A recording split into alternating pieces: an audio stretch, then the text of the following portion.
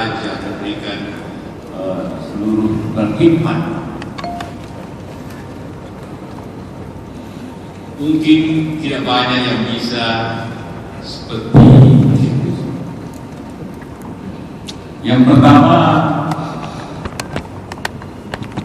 dan mungkin satu-satunya seorang Indonesia yang mendapat 2 gelar pahlawan nasional di 2 negara. Syekh Yusuf tahun 2005, kedua 1995 mendapat gelar pahlawan nasional dari pemerintah Indonesia, dan 10 tahun kemudian mendapat gelar pahlawan nasional dengan medali Oliver Tambo dari Afrika Selatan yang langsung diberikan oleh Presiden Zhu. Saya beruntung menghadiri 2 acara tersebut, baik di Jakarta dan juga di Pretoria. Saya kira tidak ada orang Indonesia yang mendapat 2 gelar pahlawan nasional di 2 negara yang berbeda. Dan jadi kalau ada kemarin pembicaraan tentang harapan dapatnya duit kewarganegaraan, saya kira orang yang pertama dapat, sekiranya pada waktu itu sudah ada paspor duit kewarganegaraan, maka Syekh Yusuf mendapat 2 kewarganegaraan. Nah, yang kedua adalah yang mungkin sulit yang dilakukan oleh yang lain. Kalau hari ini kita bertemu diaspora, mungkin sebagian besarnya diaspora dengan dasar ekonomi, apakah itu bisnis atau profesional. Tapi zaman 300 tahun yang lalu tentu lebih banyak karena perjuangan.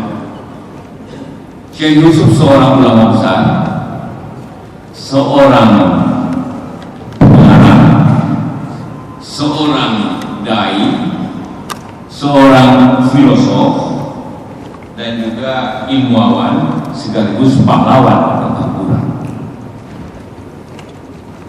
Ini sesuatu yang tentu sulit mendapat seperti itu.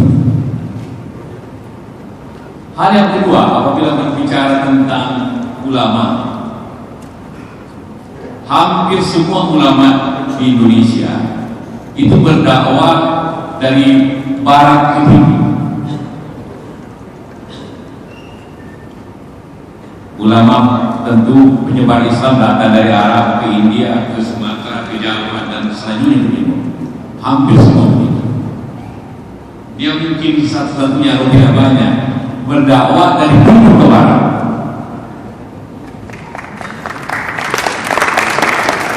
Dari Makassar, Goa, ke Banten, ke Aceh, sekolah di Yaman, di Syria, di Saudi, kembali lagi ke Banten, baru kembali lagi, baru dari Banten dibawa ke Sri Lanka, Sri Lanka dibawa ke Afrika Selatan.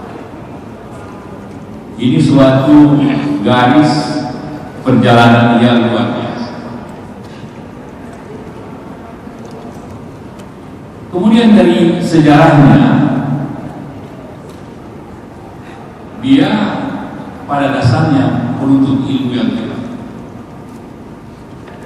Umur 18 tahun meninggalkan Goa, sekarang Selatan, mencari ilmu di Banten, di Aceh, kemudian di Timur Tengah, mengelilingi semua pusat-pusat ilmu di Timur Tengah selama 20 tahun. Kemudian kembali ke Banten menjadi mufti dan panglima militer sekaligus. Ini yang khas terjadi. Nanti saya ceritakan latar belakangnya. Dan karena perjuangannya ditangkap dan diasingkan. Seperti disampaikan tadi my brother from South Africa, that how Syekh Yusuf teach and write Al-Quran tahun ini baik dengan mengingat sejarah, menulisnya tanpa intervensi di luar kepala, menulis 29 tentang filsafat agama tasawuf. Akhirnya dalam kalau 10 tahun lalu saya berdiri di Bukit Makassar di Afrika Selatan, karena di sana juga ada Kampung Makassar, jadi 2 Makassar yang terjadi mana-mana. Jakarta juga ada Kampung Makassar. Kita ingin membayangkan bagaimana seorang ulama 350 tahun yang lalu berdiri di bukit itu sambil berdakwah, sambil lihat berdakwah, menulis dalam kondisi 350 tahun yang lalu. Tidak ada jalan, apalagi handphone, tidak ada listrik, tapi memberikan warna yang luar biasa kepada Afrika. Karena itulah Mandela mengatakan Syekh Yusuf adalah bangsa Afrika yang memberikan inspirasi kemerdekaan kepada Afrika. Jadi kita berbangga sebenarnya, setidak-tidaknya 2 orang Indonesia yang memberikan inspirasi kemerdekaan kepada Afrika. Yang pertama Syekh Yusuf, dan yang kedua Bung Karno dengan Asia Afrika. Dan kita tahu nanti setelah Bung Karno baru kemerdekaan di Asia Afrika, khususnya di Afrika itu sangat berdiri. Dan nah, Syekh Yusuf Al-Makassari Al-Bantani gelar, artinya Syekh Yusuf orang Makassar dan orang Banten.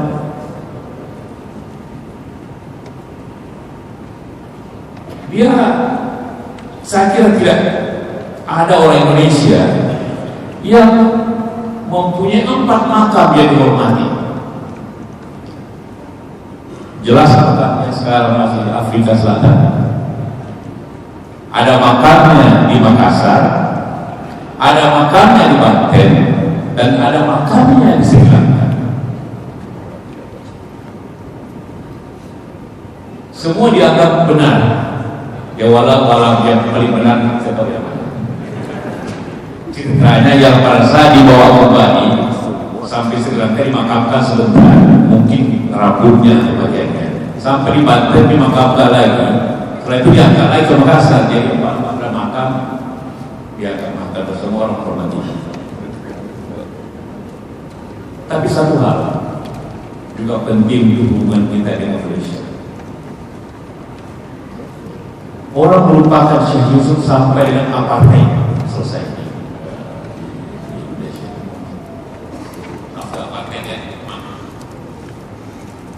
Orang Afrika Selatan bingung sebenarnya asalnya Syekh Yusuf dari mana? Cuma tahu Melayu.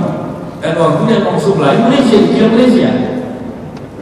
Maka yang pertama mengunjungi, diminta datang ke sana justru Menteri Pendidikan Malaysia, Pak Najib, waktu yang pertama datang. Pemerintah Indonesia diwakili justru oleh ketua keluarga Selatan. Malaysia diwakili oleh Menteri Pendidikan sebagai orang Bugis. Jadi mewakili sebagai orang Bugis Pak Najib. Itu penting juga bahwa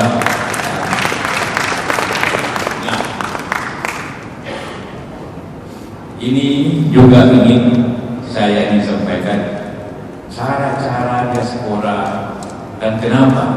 Kalau minta maaf bukan karena orang Bugis.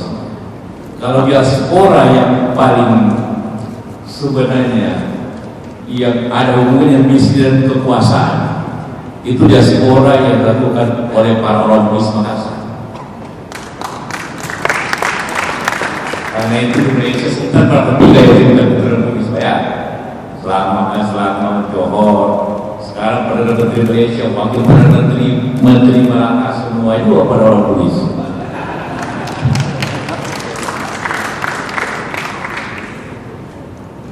Prinsip orang Bugis kalau dia pergi itu selalu pakai prinsip tiga unsur. Jadi sebagai bahan sifat orang Bugis itu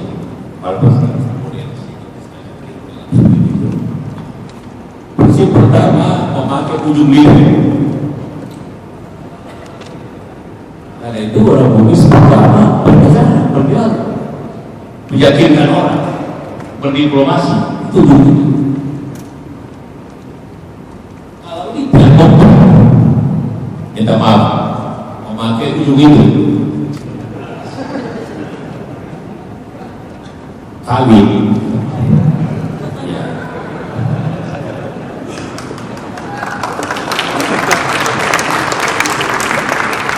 Dan orang Bugis berkawin dengan raja-raja, kemudian menjadi anak. Ada yang juga nama-nama raja. Dia ada di Malaysia. Kedua, baru kembali. Nanti kalau tidak bisa bicara, tidak mau kawin juga, baru telah. Itu Mercedes. Syekh Yusuf lengkap dengan dia gai, bicara, kawin dengan orang berpengaruh di daerah itu. Dia kawin anaknya Raja Sultan terkaya Sawanten, lainnya dia tidak dengan raja. Dia kawin anak guru sehingga dia tidak terkenal. Dijantak dia kawin lagi dengan seorang anak perusahaan sehingga dia terjamin. Di Syria dia kawin. Di kesempatan ada kawin dengan anak raja di sini sehingga dia jangan dengan Afrika. Kalau dia kawin dengan dia, karena di Afrika dia umur 70 tahun, dia sudah tidak bisa kawin. Jadi kenapa diaspora Bugis itu selalu dengan pola pendekatan perihal berbicara, kawin, dengan bicara tentang perang. Dan itu sifat diaspora Bugis itu Mercedes. Ya. Jadi itu yang terjadi. Kenapa pola itu terjadi? Jadi pola Asia Tenggara itu tiga polanya. Kenapa saya ngomong dengan Sultan Johor sekadar dulu, Pak Sultan, Anda ini Lanun, keturunan Lanun. Kenapa keturunan Lanun? Ya, hanya Lanun yang bisa berkuasa. Kalau petani tidak bisa berkuasa. Jadi Sultan-Sultan Bugis itu asalnya Lanun, banyak Lanun. Tapi sekarang juga orang Bugis sudah bisa bisnis jadi surat lain, kan? Sudah bisa belajar. Pola itu sudah agak berubah. Tapi prinsip jalan jalan, karena itu dia sekolah seperti itu di mana-mana pola itu sama dengan bicara Madagaskar seperti sebelum ada penjelasan human international itu lebih polisi itu sejarahnya orang Bugis selalu bangga dengan milisinya ke Madagaskar. Jadi artinya saya berbicara tentang apa prinsip diaspora Syekh Yusuf dan prinsip diaspora yang dulu. Jadi polanya bisa diikuti dengan segala perangkatnya. Pada akhirnya ialah bagaimana sebuah penetrasi diaspora baru jalan dengan penetrasi. Satu lagi yang selalu tentang pengertian diaspora. Kita suka marah kalau terjadi hal-hal seperti Malaysia. Orang Malaysia tanya Ponorogo, dari Ponorogo marah kita. Kenapa Ponorogo? Bicara batik marah kita. Demo lagi. Bicara macam-macam. Padahal sebenarnya itulah efek hasil diaspora. Kenapa ada dari Ponorogo di Malaysia? Karena orang Ponorogo Malaysia. Masa kita marah orang Ponorogo Malaysia? Usia kita pasti kasih ajaran dulu. Kalau Malaysia menangis dari Ponorogo. Malaysia orang pakai batik dan tidak karena dia termasuk efek diaspora. Padahal juga kita tidak marah kalau di Indonesia ada orang sama. Itu yang Cina masuk di Indonesia kan? Atau ada tren Habibie tren Arab, tidak seperti Arab Indonesia kan? Begitu budaya Indonesia dipakai, kita marah. Ini mungkin harus diperbaiki dalam negeri seperti itu.